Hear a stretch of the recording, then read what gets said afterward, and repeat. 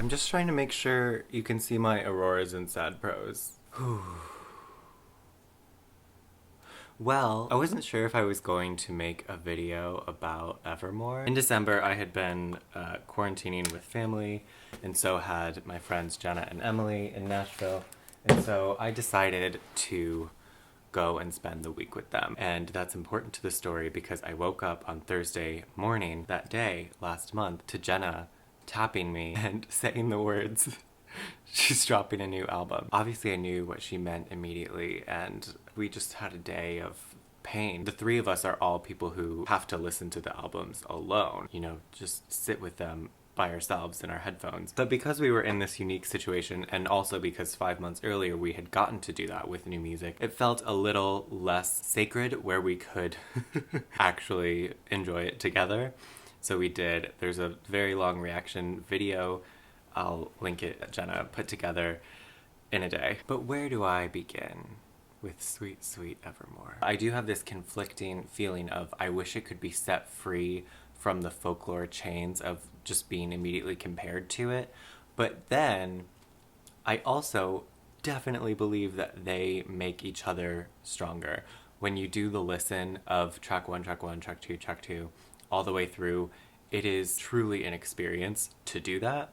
To go from the one to Willow to Cardigan to Champagne. Like, in a way though, with that said, it feels like Evermore gives folklore some nice shading and space, whereas folklore gives Evermore ground to stand on. But when I listen to Evermore alone, it does feel very different. It feels like something that could have happened in a non-folklore ecosystem. In May of 2019, in the thick of the Lover album or TS7 long taxing promotional cycle, there was an Entertainment Weekly interview with Taylor about how, you know, after Reputation, her next album, which we still didn't even know the title of, was much more of a singer-songwriter journey with pop accents, but also, you know, more guitar, more personal exploration. I remember that so clearly because it excited me so much. I thought,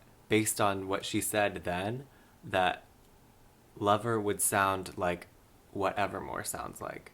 Not folklore. And I don't know how to explain that, but it's so fucking good, if I haven't said that yet. The thing that continues to trip me up about it is that all my favorite songs are on the very top of the album. Willow is like at the top of my second round of favorites, but tracks 2, 3, 4, Champagne Problems, Gold Rush, 'Tis the Damn Season, are probably my top 3. Marjorie, yes, it's like a whole other level, but that first third of the album is just so strong to me. There's a middle stretch where I always enjoy the songs. Happiness, Coney Island, Dorothea I still struggle with. Cowboy Like Me is always fun to listen to, and I feel like I would really love it if it just like came on a playlist, but it just has not reached my favorites yet. That wait at the beginning of the album of like 3 of my new favorite songs of hers being there makes the rest of it so difficult. And another one I really love is Evermore, the song. And that middle stretch of the album, I was trying to say, I always enjoy when I'm listening to it, but thinking about the songs, it's hard to click on Tolerate It or Happiness. It is hard to go in and listen to those songs, and it's not the same release as like an All Too Well or Dear John would be. I did buy the CD a couple days before the bonus tracks dropped on Spotify, and so I really love both of the bonus tracks, Right Where You Left Me and It's Time to Go. It's Time to Go is probably my anthem for 2021. I'm so used to having waves of favorites with Taylor Swift albums, and I think the problem is that with Folklore, it was all of them all at once. With Evermore, they're gonna come in waves again, just like they did with Lover, Reputation. I think we just have to accept that Folklore was the defining album of where her career is going, and it's just so perfect, and we don't have to compare everything to it. There are now just as many albums post-1989 as there were before. There's 4 on each side of that. And I feel like that's really clear. There's a really clear scale there, with 1989 still kind of in the middle. But I also think so much of Evermore even Folklore and Lover would not have happened without Reputation, which with the exception of Folklore is my favorite. You could argue that with her albums, she's kind of working in trilogies. Let's exclude Debut from this, but Fearless really set the tone for her as a country pop superstar. Speak Now was the even more vulnerable, deeper twist on that, and Red was just her at her country peak and lyricism peak at the time, and also hinting at a new direction. Trilogy. 1989 sets the fucking tone for pop career, is just as exquisite of an album as Fearless was. Both of them won Album of the Year. Folklore can. We'll get there. So 1989 happens. Reputation is the even more vulnerable, deeper twist on that, and Lover sums up her pop career, does everything she's been doing, sometimes even better, and hints at more to come. And then Folklore, another career-defining album, sets the tone for what is to come.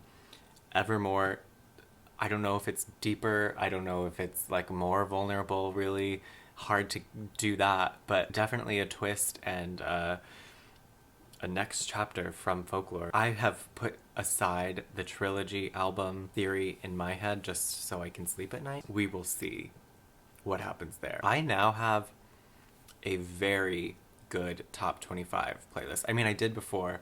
The first time I made a top 25 was when Reputation was the latest album. And then I made some cuts for Lover, I made some cuts for Folklore, and then I had to make more cuts for Evermore. So my top 25 playlist right now, I'll link it below on Spotify, is like only really amazing songs. And they're all my taste. And to be fair, my taste before was very much songs that could have been on these recent two albums. All of the soft, love, heavy songs. I'm curious if there will be a Long Pond Studio Sessions version of Evermore. Like, you would think so, right? I do love all the winter vibes in Evermore. Even some you pick up like later on. Champagne Problems, Deck the Halls, 'Tis the Damn Season, just all of that. Barefoot in the Wildest Winter. Winter's my favorite season. That's why I love Reputation and Speak Now. I was not prepared for the first time I heard 'Tis the Damn Season.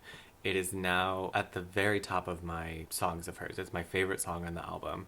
I can't believe what it does. I really think the electric guitar, the windshield glass, driving around, parking your car by the Methodist and the school that used to be ours. I mean, it's definitely my on repeat song still. The chorus of Gold Rush. Actually, what even is the chorus of Gold Rush? Which one is it? Anticipating my face in a red flash. God.